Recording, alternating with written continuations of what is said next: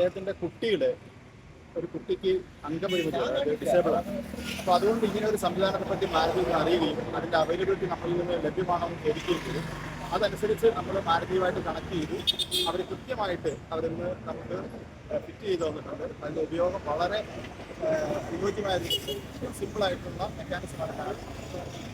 ഏതായാലും കസ്റ്റമറെ സംബന്ധിച്ച് അവരുടെ വികലാംഗരായിട്ടുള്ള അമിത പരിമിതികളുള്ള അവരുടെ മക്കൾക്ക് അല്ലെങ്കിൽ അവരുടെ പ്രായമായവർക്ക് ഇങ്ങനെയുള്ള എല്ലാവർക്കും ഏറ്റവും അനുയോജ്യമായി ചെയ്യാൻ കഴിയുന്ന ഒരു പുതിയ കണ്ടുപിടുത്തം ഏറ്റവും ഒരു പ്രോഡക്റ്റായിട്ട്